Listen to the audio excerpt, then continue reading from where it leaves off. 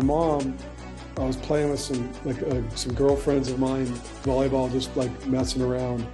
And she got in her mind that I should be a volleyball player. And I, didn't really know much about volleyball. It was fun to play with the girls, but because it was fun to be around the girls, when I was a freshman in high school or whatever. And my mom basically bribed me with a Georgetown Hoya hat. She said, hey, just go try out, go see if you like it. If you do, I'll buy you a Georgetown Hoya hat. Because at the time, like Alonzo Mourning and the Dikembe Mutombo were playing there. And I was a basketball guy, and I loved that team. I don't know if you know those names, but yes, most definitely. And so I was like, dude, this is no brainer. I'm gonna go. And I loved hats at that point. Yeah. You ready? Ready to mambo? Ready.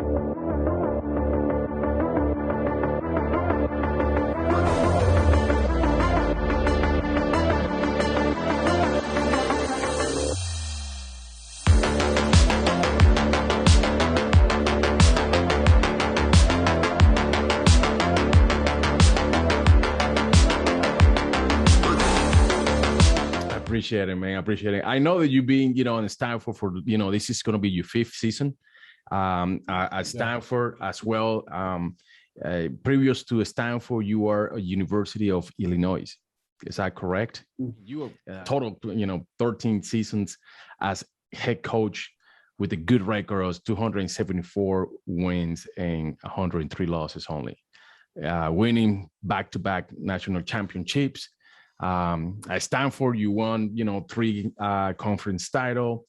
Yeah, a record, an unbelievable record. It's out in 2018 when you guys won 32 games in a row. Is that correct? In 2018 or 2017? 2018, I think we did. 2018, yeah. In 20, I mean, you finished that year with 34-1. Sure. I don't remember that well, but yeah, that's true.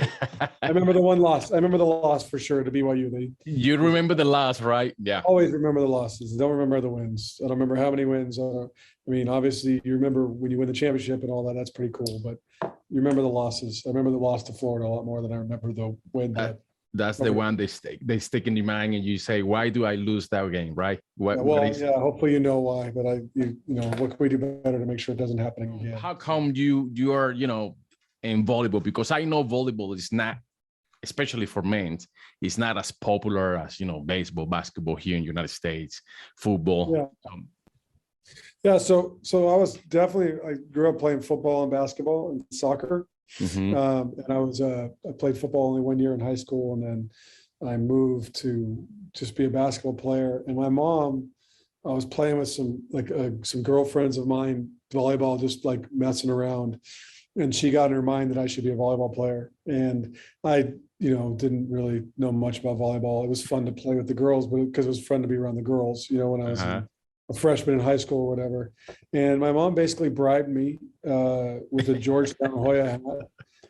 She said, hey, just go try out, go see if you like it. If you do, I'll buy you a Georgetown Hoya hat. Because at the time, like Alonzo Mourning and the Dikembe Mutombo were playing there. And I was a basketball guy, and I loved that team. I don't know if you know those names, but yes, most definitely. And so I was like, dude, this is no brainer. I'm gonna go. And I loved hats at that point. So I went, tried out, and you stayed on it. Yeah, my first swing, I hit the ball and bounced it, and they got all excited, and I was really like, "Is that good?" I had no idea what I was doing, and I just turned out I just kind of fell in love with playing. It was just really fun, and as things kind of progressed, and I had opportunities to go play in college basketball, and I put up some really good numbers in college basketball. Like I had some games where I scored 40, and I had some had 20 rebounds and 7 assists and things like that. I had quite a few games like that, but I think even looking back, like now that especially I knew more, and I knew a little bit then, that I was fake good. Like I was good for games, but I wasn't going to do those kind of things in college, and so volleyball just ended up being a better option for me. I felt like I could do more with volleyball than I could with basketball, and had some opportunities, and ended up at BYU. Now, from there, you ended up going to University of Illinois as a head coach. Yeah. No, I was an assistant coach for 5 years, and then 8 years as a head coach. So in a year, I actually started out as a volunteer for a year and a half, and then my wife who was my director of operations now, she was the assistant coach, and then we flipped roles as she had a baby. Oh, got it. we played at that school, and we thought it would be a good place for us um, to get into coaching. I thought there was some potential there to be a very good program, and so we ended up taking the job from the national team to go to University of Illinois, and it worked out pretty well for us. How you ended up going to Stanford? Well, after 13 years at Illinois, not eight as a head, we had some success. We had some years that were good, some years that were okay. The Stanford job opened up, and they called to see if I'd be interested. And I was interested, curious how I'd pull it off with it's an expensive place to work and expensive place to live. But we were able to kind of sort all that out, and we're pretty excited about the opportunity to come here. It was a hard decision for us because I think Illinois was in a place when we got there where it was just okay, and where the recruiting wasn't going the way they wanted it to. And I think Don Harden would say that, and we were able to turn it around and get to a national championship game, get to the tournament a bunch of times, make some runs, go to the Sweet 16, blah, blah, blah. And that, that was fun to build that and to develop that program into a national power, and have it be relevant on the national stage. But Stanford, it's a different place. Yeah. So when that opportunity came, we were excited to look at it. I think I was ready for a change a little bit. I was excited to get back to California. I'm a California guy, and so you're from California. Yeah, kind of fell in love with it. So now, you won a championship with Illinois as well, the national championship. No, we lost in the final. You lost in the final in 2011. Yeah. All right. Against, I remember UCLA. Yeah. All right. Now, being in Stanford, when we talk about recruiting, and this is the main reason why we're doing this, right? When it comes to recruit, what is the first thing you see in an athlete? It depends on the position, because our positions are pretty specific. So like the first things you notice, if I'm going to answer that directly, is can kids jump? Do they have a big arm? When they hit the ball, can they hit it hard? Can they hit it hard when they just step close? Can they bang it? Can they play high enough above the net to play at the level we need to? Can they, if they're a libero or they're an outside, can they ball control? Can they handle the ball? How do they move on the court? Those kind of things. I think it takes about 5 to 7 plays to see what kind of athlete they are and to know if it's someone that we're going to be interested in. I think then the next part of it is that start to look at how do they compete and how hard do they play and what kind of teammate are they and how do they communicate and what's their energy like on the floor. I think those are the things you start to look at more after you notice. The really easy things to me are the physical attributes. The harder things to kind of tear down are how do they play. What about the videos, the highlight videos? That's where you focus a little bit more, like how many videos do you have to see for an athlete, or you have to go personally to see it, to see the athlete play? We watched a lot of kids send videos, probably looked at 20 videos this morning before when I got to work. So we look at those, but I wouldn't say that we're relying on video for our recruiting. It's more of an enticement to go see them live. It's less of we don't make decisions just based solely on video ever. You do showcases, or you invite into an ID camp? No, we go watch the clubs, to be honest, way more than anything else. We do invite them to camp, but we also, I think it's pretty silly to say, hey, we want you as an athlete, you have to come to camp in order for us to recruit you. I don't want them parents to spend any more money than they have to. Some kids want to come to camp because they want to see campus. It does give them an opportunity to see what we're like as coaches and all that stuff, but we don't force any kids to do that, nor we force them to go to ID camps or any of that. It's more of like, let's go watch them in the club environment or high school environment. Now, how you do that nationally? Like, because I imagine you recruited, all over the place. You're not just recruiting in California, right? No, we're recruiting the whole country. We're all over the place. Yeah, from February till June, we're all over the country. from February to June, you all over it. You and your team, or you send your team to take a look at them? Well, yeah, my staff there's three of us that are recruiting. So I have me and my two assistant coaches, and we'll all go look. But I mean, did you play him or her, excuse me, as a freshman or not? Depends how good they are. Mm.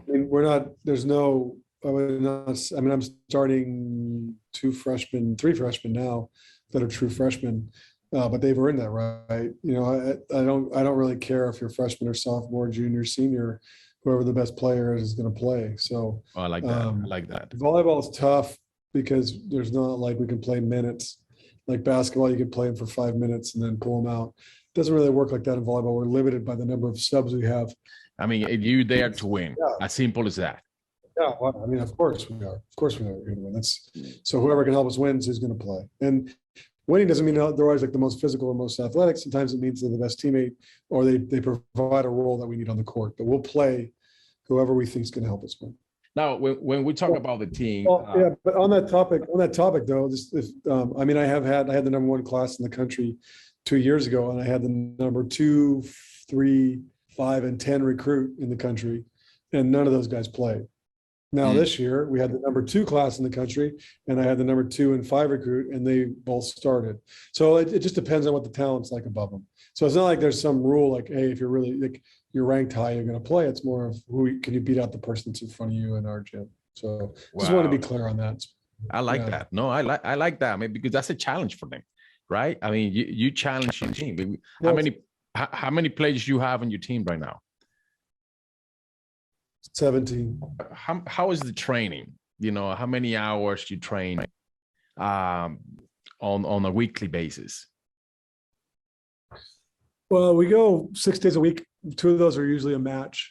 So that takes up some of the time. And then we usually are going about 3.5 hours a day otherwise. And that includes a half-hour lift. We lift every single day. So that includes a half-hour lift.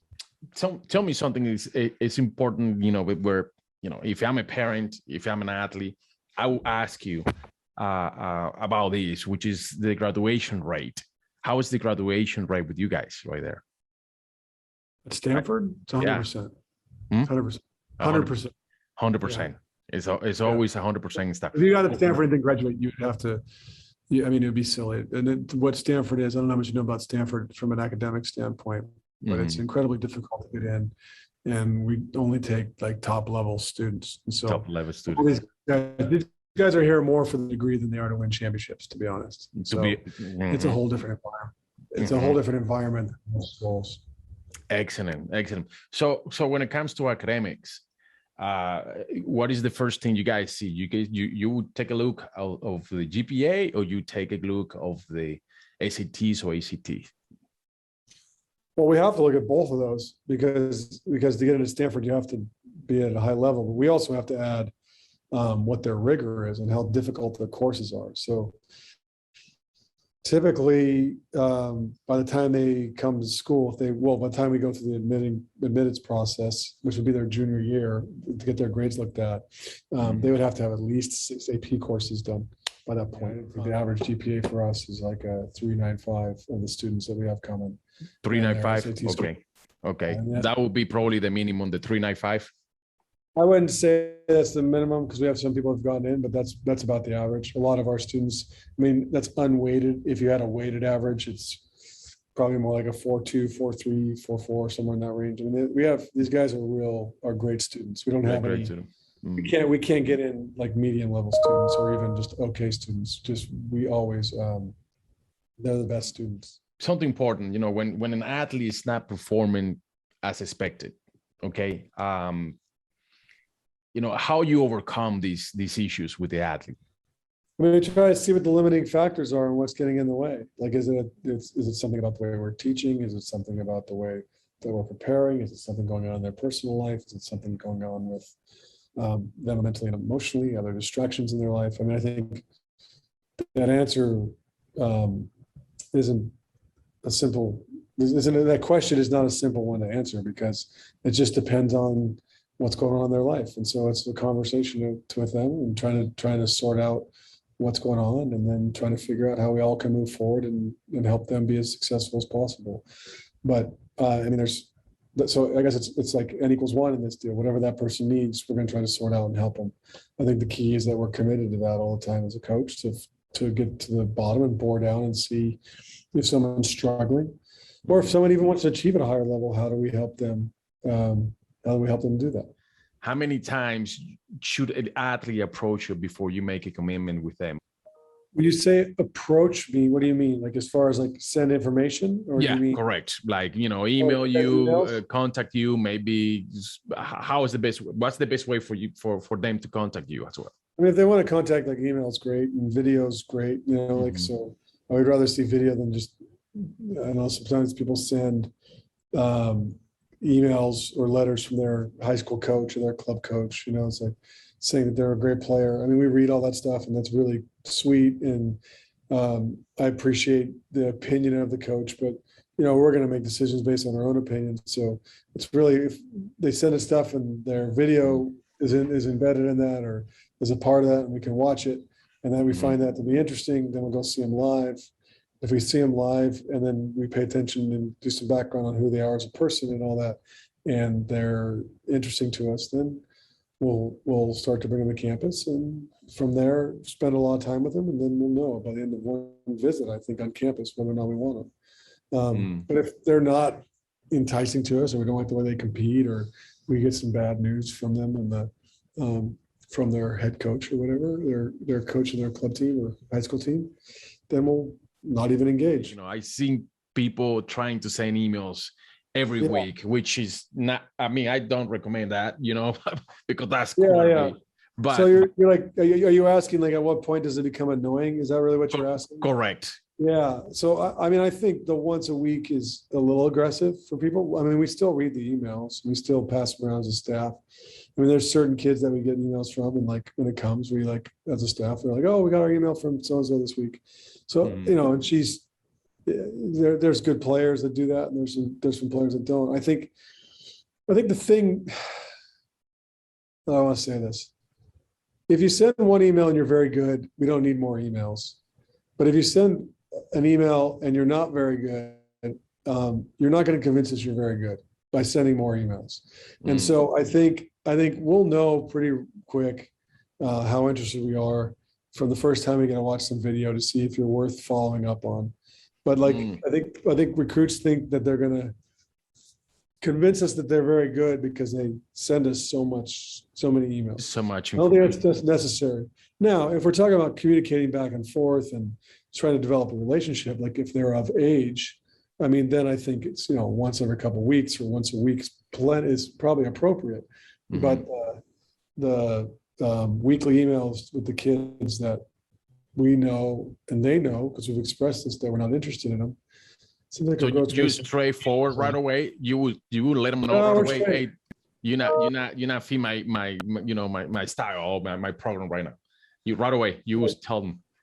Yeah, if we know, or if we don't have a position available and we can communicate with them, then we do. The problem is a lot of the kids that we cannot communicate with directly because of our recruiting rules. Sophomores freshmen that want to be recruited are sending us a lot of information right now, and we just simply can't respond because of NCAA rules.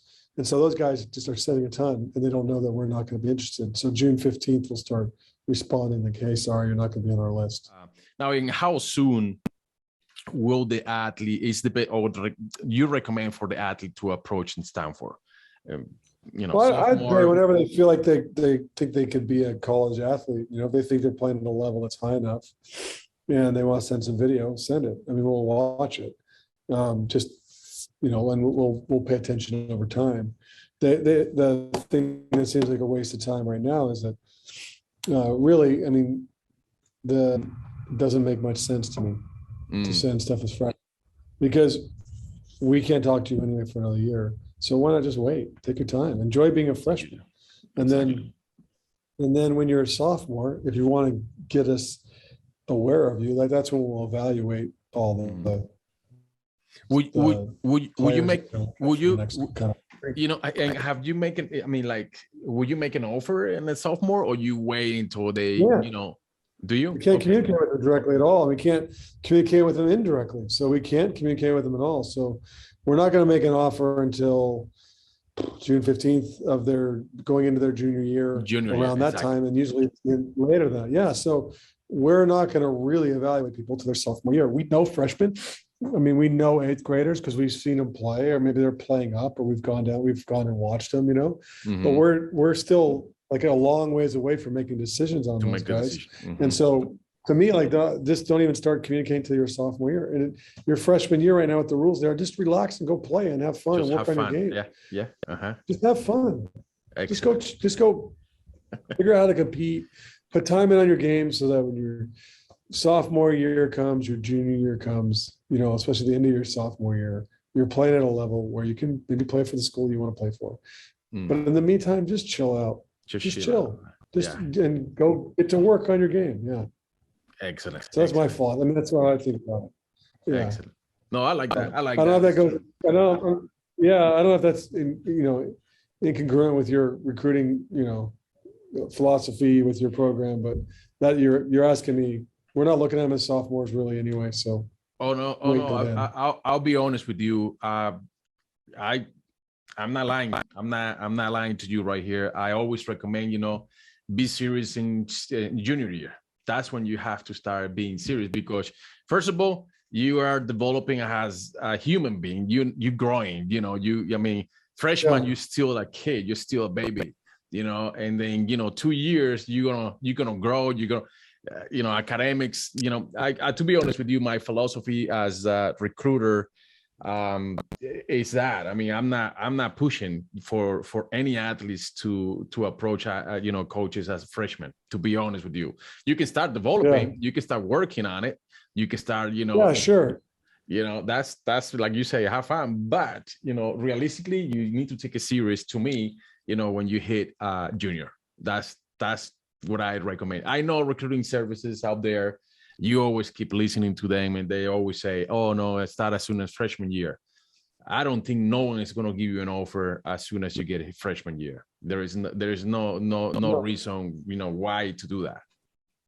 no, yeah, but I would say in volleyball, most of the offers are coming early in the junior year right now. Junior year. So in Mhm. junior year, for men, I'd say it's different, but for women, it's going to be junior year is when most of the offers come. So I think it's a little bit earlier than what most men's sports are. So I'd say you need to be on your stuff late, at least by late your sophomore year, and be ready for it. Because June 15th, junior year for volleyball recruits Mhm. is a lot. It's a very exciting day for them because it's the first time they can talk to college coaches, and the top level kids are getting completely bombarded, and the kids that are in between are pretty frustrated because they're not getting all the attention that they were hoping for. But I think navigating that time is really, really hard. Gotcha. Yeah, I think that's a good note. That's a good note for them. Now let's jump on your season right now. How is it going with the season? I mean, I know that you have a very tough schedule right now. Well, I was feeling great 2 sets into the match against UCLA last night because we finally kind of had our team together for some time and we're training. But then Mhm. my libero got hit in the head, and we don't know if she has a concussion or not, but she hit the face and she's out. And so Mm. I think right now we're trying to figure out like how we're going to play the next week. But I think we could play volleyball at a really high level. We have the ability to do that. Time will tell like how fast we can get healthy and get after it. But I think if we're all together and we're competing the way that we know we can, Mhm. we can make a run into Final Four and a deep run in the NCAA tournament. So I'm excited about that. We played the toughest schedule in the country as far as I'm concerned. We played everyone you can imagine, and we Mhm. had some losses there with a team with a team that's incredibly young, and it was about growing, and our team's completely bought into that, and they have a great attitude and a great view on it, and we're going to move forward, and I think we're going to be great by the end of the year. So I'm excited to see what does. I'm really looking forward because yeah, man, I see your schedule right here. I mean, it's a tough schedule. You play against very good schools, Nebraska, which is very good in volleyball, Kentucky, UCLA, You come in, next game, next couple of games is going to be against Arizona teams, ASU and Arizona. So it's a how you prepare, as a coach, how you prepare for those tough schedule, because being in the Pac-12, it's tough right there. So how you do that with your staff and with your athletes? Yeah, you front load it a little bit. You talk about like, hey, this is what it's going to be, and here's what the point is to get better as a team. And these matches against tough competition are going to help prepare us they'll help prepare us for the NCAA tournament. They're going to help reveal what are the things we need to work on, and then you go into it and you just keep reminding them that that's why we're doing this, and we figure out what you learn from each match. And they've bought into that, and they're used to it now because that's how we've been for the last several years. I'm a student athlete. I always ask this to the coaches. What should I expect from you? From me? Yes, sir. You should expect to hear the truth. You should expect for me to be the same, consistent every single day, just like this. How I'm talking to you is how I talk in the gym. It's how I talk to my team. You should expect me to care a lot about you as a human being, as a future, or in your future. You should expect me to hold you to a high standard and hold myself to a higher standard. You should expect me to work incredibly hard to help you be prepared for matches and to be the best volleyball player you can be, and best person you can be, and best teammate you can be, and all that. So, I think like the biggest thing I would hope that they have come to expect is just consistency, both in how I'm holding them accountable and what my expectations are for them, and also in my behavior.